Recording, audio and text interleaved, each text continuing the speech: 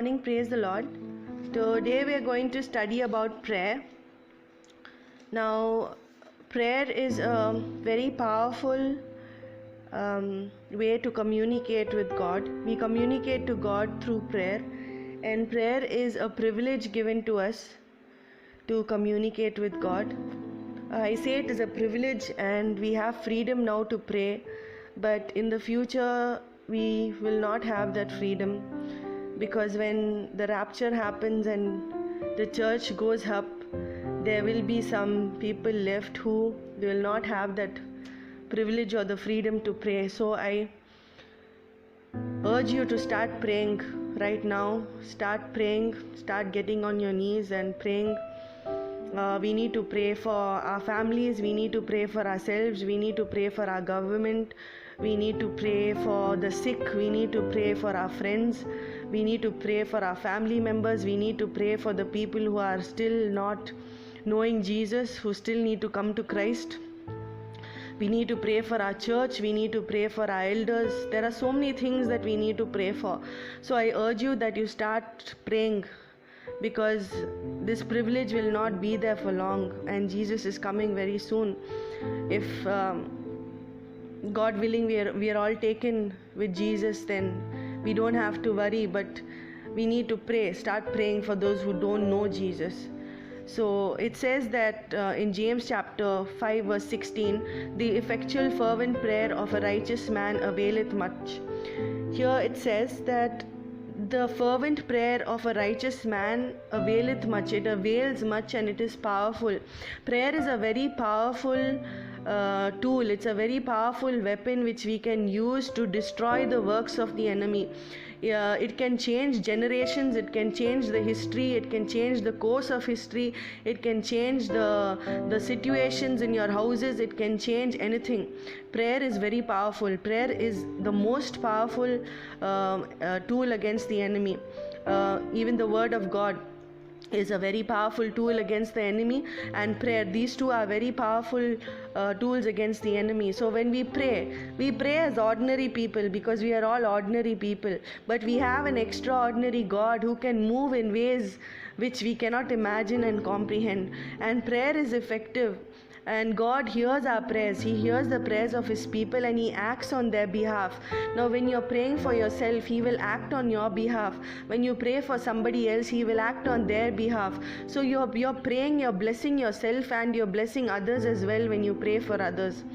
So it says, according to James chapter 5 verse 17, Elijah was a man with a nature like ours, and he prayed fervently. So Elijah was an ordinary man. He was just like us. His nature was like us. But he prayed fervently. He prayed very fervently. When he asked God to send rain, God sent rain to him. And he prayed. He was always on his knees. Elijah was a very powerful man of prayer. And prayer is effective not because of great men who pray or great people who pray, but it is because of our great God. He is a great God, and He works in ways we cannot imagine. He is an extraordinary God, and He is gracious to us by hearing us. So we don't have to be like Elijah, or we don't have to be like anyone, but we need to learn from them. We need to learn how to pray like them. We need to learn how to pray fervently like Elijah. So the focus here is on prayer and how he prayed.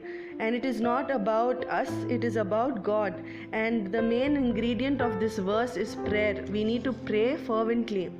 Now it says in James chapter 1 verse 6, but let him ask in faith with no doubt, for he who doubts is like a wave of the sea, driven and tossed by the wind.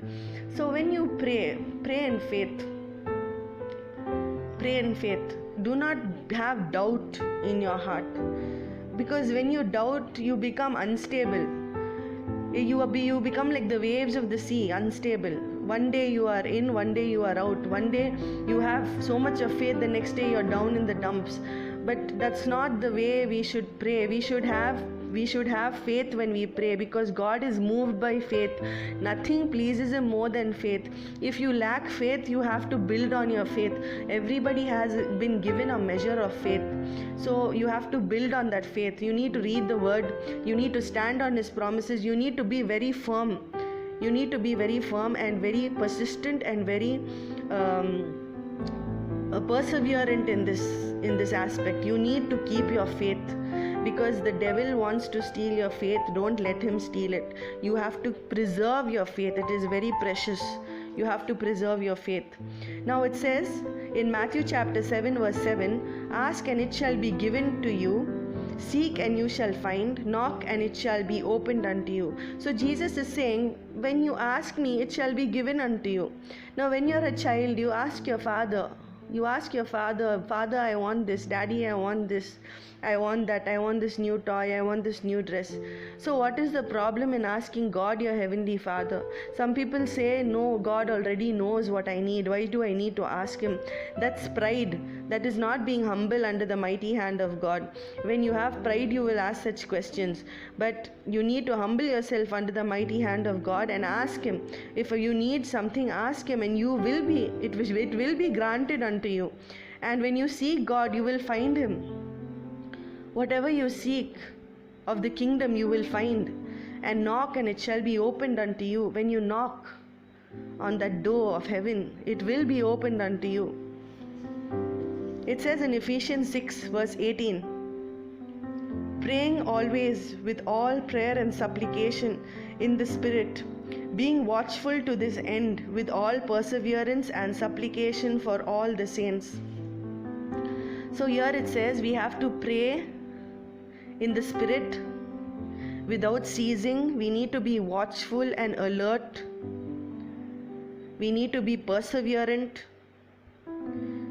And we need to be constantly praying fervently in the Spirit. So this is a part of Ephesians chapter 6 verse 18. I suggest that you read the chapter of Ephesians chapter 6.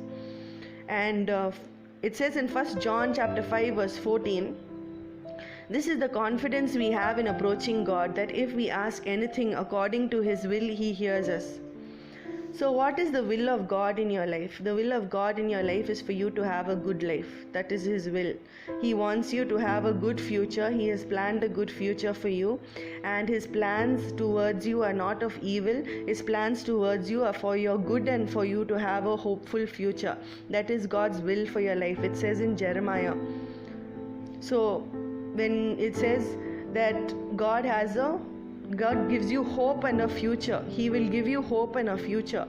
So when you approach God, He will give you everything according to His will.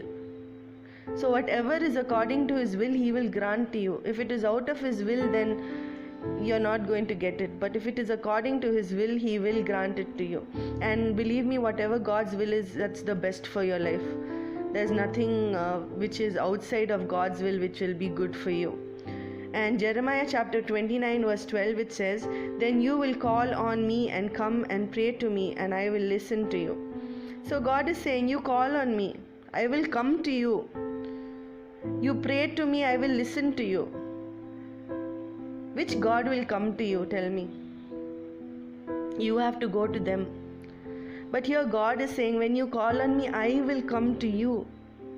You pray to me, I will listen to you.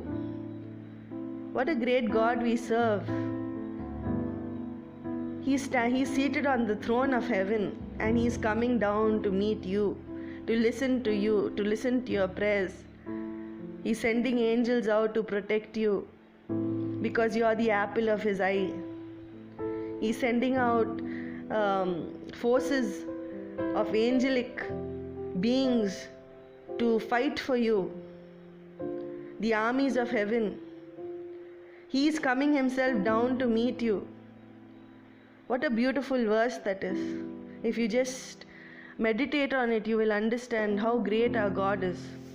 James chapter 5 verse 13 says, is anyone among you in trouble? Let them pray. Is anyone happy? Let them sing songs of praise.